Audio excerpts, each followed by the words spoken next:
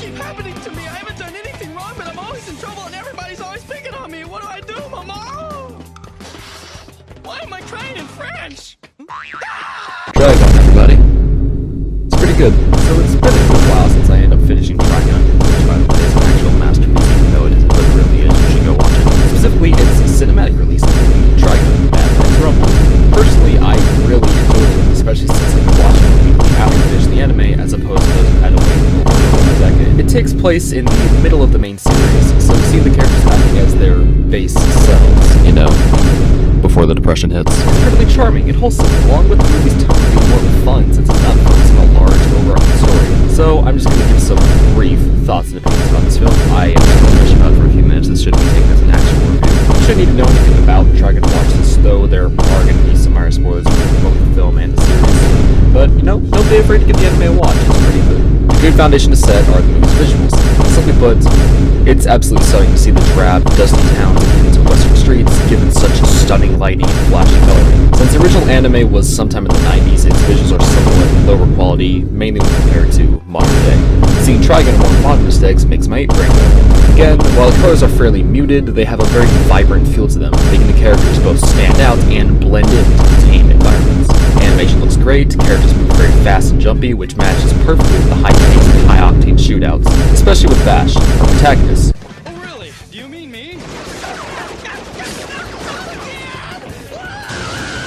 Just a slim, tall body bends and bounces around with such an energy that takes full advantage of what animation can do. Like I said, the fight scenes are practically all chaotic shootouts, full of explosions, clashing bullets, and pure smoke in the air. To keep them from getting boring though, the characters are always on the move, or running a gunfight if you will. This adds onto the film's more upbeat tone, keeping the action fun and in consistent motion, making it somewhat chaotic, but in the best way possible. Without spoiling much, the plot is a lot more whack than I thought. It's got a few different components with its wide cast. Every character has their own goals and journey that all come together in one big clash. Since the film is a standalone movie that came out after the anime ended, it doesn't continue where the anime left off, but instead it tells a story somewhere in the middle of the anime that doesn't really conflict or retcon it in really any way. This leaves it feeling kind of low in stakes, but that's not really a flaw. The movie's pretty whack, and it knows that, and thus the plot kind of embraces its chaotic nature without becoming too convenient. This is something Trigun does amazingly in general, balancing tone. It can make things goofy and cartoony while keeping the stakes high and making things feel dramatic and serious, all blending perfectly. This is mainly due to its wonderful cast of characters. The film shows its main cast from the anime returning to varying degrees. Meryl and Lily have their own little subplot trying to avoid a life-threatening death by protecting a massive statue from being destroyed. They don't really do much, but it's still nice to see them again. Their chemistry with Vash is always fun to watch. Vash himself, well... Ah! You're on my donut! Hurry, hurry! Oh, my hand's went numb. What? That sucks. Now I can't eat my little snack. My poor crumbly donut. Settle down, big guy. I said I was sorry. Give you now, get off! Thanks. What a moron. Which one? He's practically the same as he always has been. His fun-loving, out-of-touch nature always makes him a scene stealer and a constant pillar of charm and joy. At the time when this movie happens, he's still a positive guy who knows when to really take a situation seriously, but it never stops him from goofing around since he's just on a whole other level from the others. One of my favorites, Nicholas D. Wolfwood, doesn't play much of a role until towards the end. He spends most of the movie playing the bodyguard of the main villain out of a debt.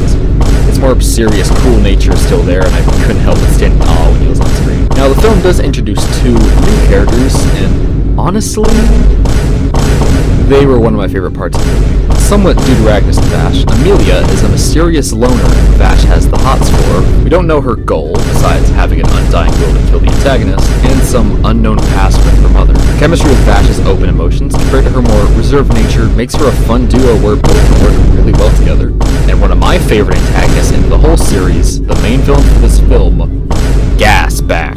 That sounds less intimidating out loud. At the beginning of the film, we get a very clear idea of who Gasback is, what he wants, and he almost never really changes for the entire movie. He's not out for power or chaos, but has an obsession with his robberies.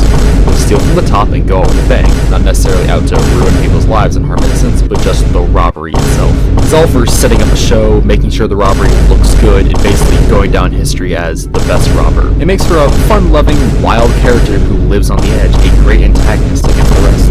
Overall, it wraps up the cast in a nice little dysfunctionally charming bow. Those are what I call my brief thoughts on Trigun: Badlands Rumble. You should go watch the film because you won't regret it, unless you just hate fun.